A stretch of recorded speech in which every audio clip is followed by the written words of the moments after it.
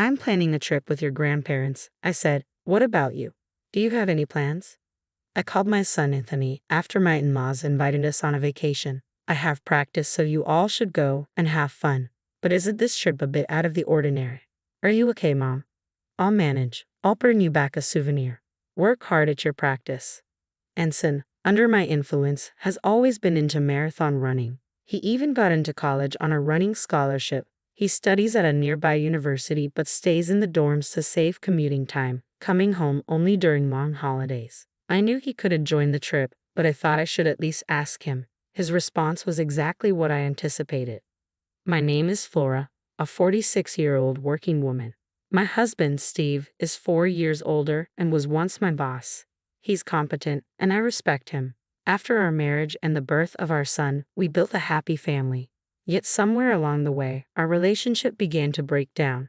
The root cause: my husband's parents, especially his mother, who had a problem with me from the moment we married and has been bullying me ever since. Initially, Steve stood up for me, and because we lived far away from his parents, we seldom met them and managed to get by. But when our son, who loves marathoning, wanted to attend a high school near my in-laws, things changed. The reason he got into running was me. I used to run marathons and still do occasionally. It made me happy to see him take an interest in running just like me, so I convinced Steve to move closer to the high school my son wanted to attend. Steve applied for a transfer at work for our son's sake, and we moved. My son was recommended for his university from this high school, so I think it worked out well.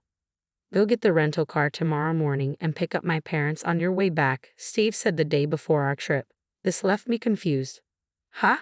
Why am I the one renting the car? What are you going to do? I'm tired from work, so I'll sleep until the last minute. Once you pick up my parents, come back, and I'll take over from there. It's in the same direction as our destination anyway. I could understand what he was saying, but if anything, I was more exhausted. Despite working similar hours, I was the one taking care of all the housework. When I think about it, we used to split the household chores equally. However, ever since we moved closer to his parents, they've been visiting us frequently. When his mother saw Steve doing housework, she vehemently opposed it. Housework is the wife's job. It's not something the breadwinner should do. Isn't that right, Flora? Overwhelmed by her intensity, I initially nodded in agreement. This continued until Steve eventually stopped doing anything around the house. It was partly Steve's fault, but I believe the main cause was his mother. Moreover, Steve started to echo his mother's sentiment, saying, I am the breadwinner, every now and then. By that time, it was too late for me to correct the situation, and I didn't even feel like trying anymore. Steve changed drastically over the past few years. His work performance seemed to have declined, and he frequently vented his frustrations on me. However, I realized that arguing back was more trouble than it was worth, so I decided to simply accept things as they are. That's the least stressful way for me to live. There were times I considered getting a divorce, but when it came time for our son's college recommendation, I feared it could disadvantage him if we were a single-parent family, so I couldn't go through with the divorce. Instead, I tricked my mind into believing I was taking care of a dog, not a person, and surprisingly, it did relieve some of my stress. So I began to feel like it wasn't worth expending my energy on getting a divorce, and that's how I've arrived at where I am today.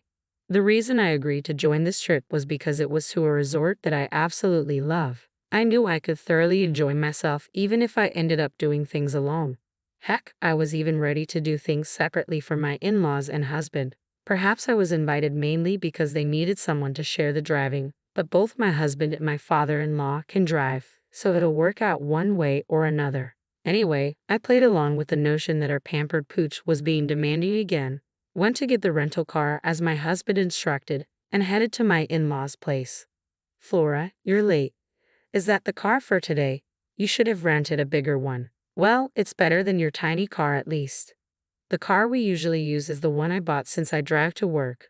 I assumed I would be the primary user and I pay for it myself. We don't go out of town often, so I thought a small car would be just fine. I loved its interior design and color, so I bought it. Yet my husband would take it without asking and even let his parents ride in it. My in-laws complained about the car being small and looked down on me as if I could only afford a small car. I thought they could just use my father-in-law's car for the trip. However, he didn't like others driving his car and didn't want to drive it himself for the entire trip, so we ended up renting the car. Even so, I wasn't consulted about any of this. I just found out that I would be the one to pick up the rental car and drive it, with them in the back seat the whole time. It made me want to tell them to drive themselves. In a word, they are tiresome. In the end, my husband, who had said he would take turns driving, slept the entire time. My father-in-law didn't want to drive unless it was his own car, so I ended up driving all the way to our destination. With my husband asleep, my father-in-law kept criticizing my driving. He would say things like, "You could have turned left there, even though an oncoming car was obviously approaching," or "Why didn't you go, even though the light was turning red?" It was nothing but unnecessary stress. My mother-in-law joined in, saying, "Flora, your driving is as bad as ever." I didn't want to be criticized by a woman who can't even drive. At least I'm better than my father-in-law, who, as far as I know, has crashed his car at least 5 times. Despite being told he should surrender his license before causing a major accident, my mother-in-law kept insisting it was just bad luck and that he is a good driver. Well, I didn't want to ride in a car driven by my father-in-law anyway. I don't mind driving, but I'd appreciate it if they could stop interfering all the time. Upon reaching our destination, my husband finally woke up. Since we had been in the car all day and were tired, we followed my in-laws' wish to spend the day relaxing in the hotel, so we didn't go out. I enjoyed myself by swimming in the pool and exploring the hotel. It was a fulfilling time. After having dinner and going to the spa, I returned to find my husband already asleep. I didn't know what my in-laws were doing in the next room, but they were probably asleep too. I had a beer in the room before crawling into bed. I woke up in the fresh morning air. My husband was still asleep, and with some time until breakfast, I decided to take a morning stroll. But when I came back, the unthinkable had happened. Upon entering the room, my husband was nowhere to be found. Shocked, I scanned the room. His luggage was also missing. I stepped out and rang the doorbell to my in-laws' room next door, but there was no answer. When I went to the front desk to inquire, I was told my husband and in-laws had already finished breakfast. Though they had told me breakfast was at 8:30, it seems they actually reserved it an hour earlier, exactly when I had gone for my walk. On top of that, I was left to check out. Did that mean my mother-in-law's offer to pay for our stay was a lie? With no other option, I paid for both rooms and left the hotel. Of course, there was no car. As I was pondering what to do next, my cell phone rang. It was my mother-in-law. "Where are you now?" When I asked that, my mother-in-law started laughing. "We're having quality time as a family since we're on vacation." "Oh, is that so? Well then, why didn't you just come as 3 from the start instead of leaving me behind?" "Well, you wanted to come here, didn't you, Flora? That's why we brought you along." I remembered mentioning how I wanted to visit this resort a while back, while watching TV with my husband. Is that what he remembered? Usually it would be nice if he remembered what I casually said, but this time it was used just to annoy me. Moreover, I was the one who did most of the driving to get here. Why do I have to hear that I was brought here by my mother-in-law, who never drove nor paid? I was past the point of anger and could only sigh. "All right then, we'll go sightseeing as a family and head home first. You do some sightseeing too, Flora, and come back. We don't know how you'll get back, but you're good at marathons, aren't you?" "Just run back," my mother-in-law mocked. At her laughter, my anger exploded. "Is Steve driving? Put me on speakerphone so he can hear me." When I said that, it seemed my mother-in-law switched over, and I could hear my husband's voice. "Good morning. You wanted to come here, didn't you? Take it easy today, but remember there's laundry from the trip to be done. Make sure you wash it by tomorrow morning."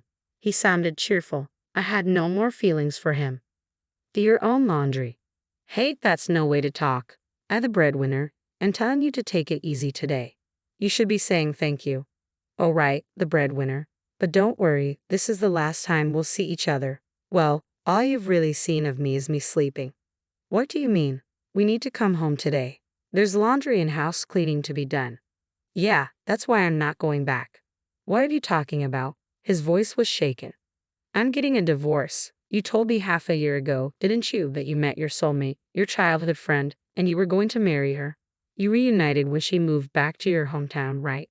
The childhood friend who had divorced. Remember you showed me the divorce papers?" "About 6 months ago, I confronted my husband because something felt off, and he came clean. He had met his childhood friend and decided she was his soulmate. He wanted to divorce me and remarry her. She had a middle school-aged child and was struggling as a single mother, and he wanted to support her.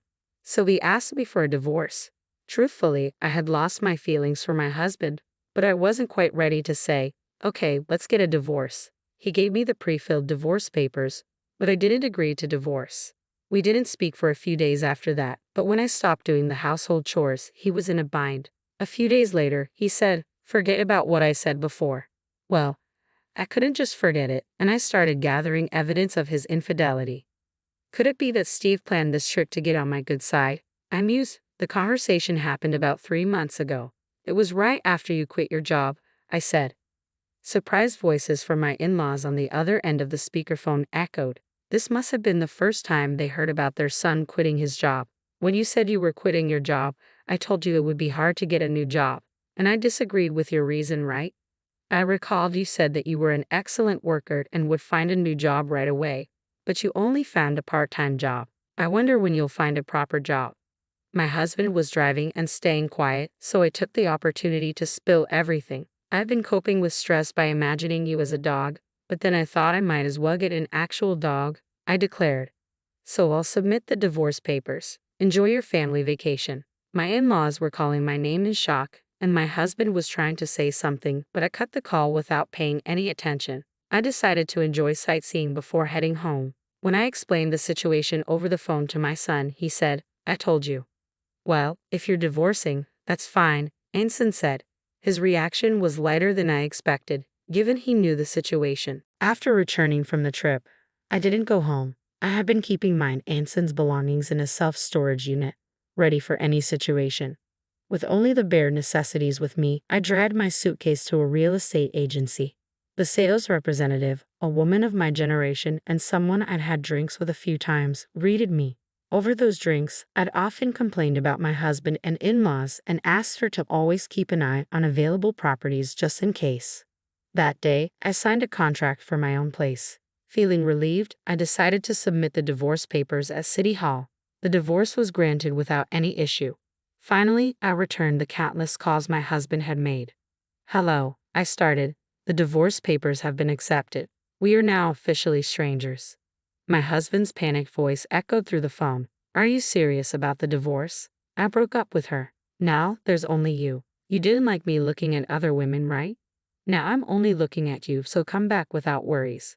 But all I felt for his words was revulsion. What are you talking about? I never intended to please you in the first place. And you didn't break up with her, did you? You were dumped because you couldn't find a job and had no money, right? It turned out that my husband's mistress was a friend of the sales rep who had introduced us to our new place. Talk about a small world. She had been listening to complaints about my husband from the mistress who claimed to be his current girlfriend. Apparently, after he quit his job and started working part-time, she saw no point in being with him and broke up.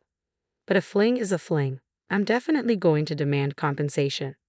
Compensation? I told you, we broke up. Now there's only you. I could only sigh at this point.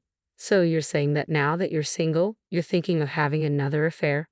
I don't care what you do, but I'm done being exploited. You didn't even notice that your stuff at home was missing because you didn't care, did you? I'm not going back, so throw away what you don't need.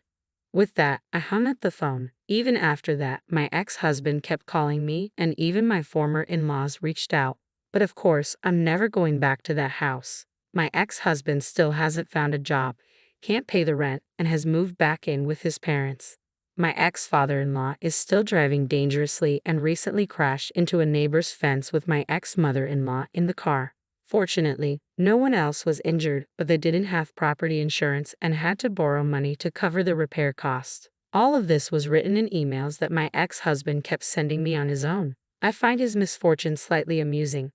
I don't reply, but I haven't blocked his emails either, just quietly enjoying the show.